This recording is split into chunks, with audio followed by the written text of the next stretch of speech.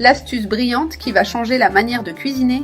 Chou, rendant la recette plus pratique et savoureuse. Je commence cette recette en coupant mon chou et vous devez le couper exactement de cette façon pour faciliter la préparation. C'est une recette très savoureuse, vraiment délicieuse et qui vaut la peine d'être essayée à la maison. Maintenant, je retourne le chou et je le coupe de cette manière, en fines lamelles uniformes afin qu'il cuise de manière homogène. Je continue à couper le chou en lamelles et j'ajuste pour couper des morceaux plus petits selon les besoins de la recette. Ainsi, vous pourrez préparer exactement la quantité de chou nécessaire pour ce délice. J'ai déjà coupé tout le chou et maintenant je le mets directement dans ma grande poêle.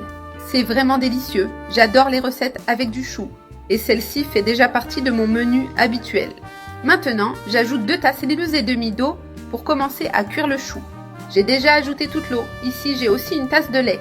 Je laisse cuire le chou pendant environ 15 minutes, jusqu'à ce qu'il soit bien tendre. Pendant que le chou cuit, je fais revenir un oignon finement haché. J'ajoute également une carotte hachée ou râpée et 3 gousses d'ail finement hachées. Nous faisons bien revenir le tout. J'ai déjà bien fait revenir l'oignon, la carotte et l'ail jusqu'à ce qu'ils soient dorés et très parfumés. Maintenant, j'éteins le feu et je transfère ce mélange dans un grand bol pour le réserver. J'ai tout mis dans le bol et je réserve pendant que nous attendons que le chou finisse de cuire. J'éteins le feu du chou, j'égoutte bien toute l'eau et nous le mélangeons déjà avec le reste de la recette. J'ajoute une tasse de farine de blé et 2 œufs. J'ajoute également une cuillère à café de sel et une demi-cuillère à café de poivre noir pour donner bon goût. Je mets aussi une cuillère à café d'origan et une cuillère à café de piment moulu pour donner une touche spéciale. J'ai déjà bien mélangé le tout. Maintenant, je rapproche la poêle et nous allons commencer à frire. Prenez une portion de pâte et mettez-la dans la poêle chaude en formant de petites galettes. J'ai mis un peu d'huile et je dispose les portions pour bien couvrir la poêle sans les entasser.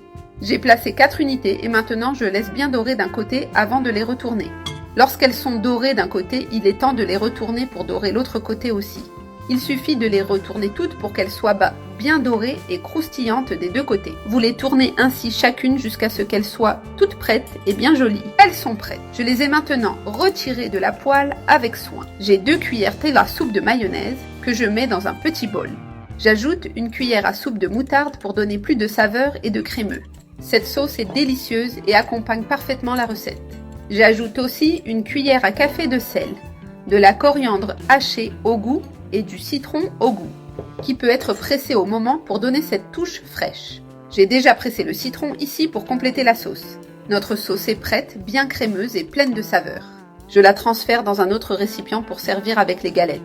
Regardez cette sauce si belle et appétissante pour accompagner notre recette. Maintenant que tout est prêt, je prends une portion pour montrer.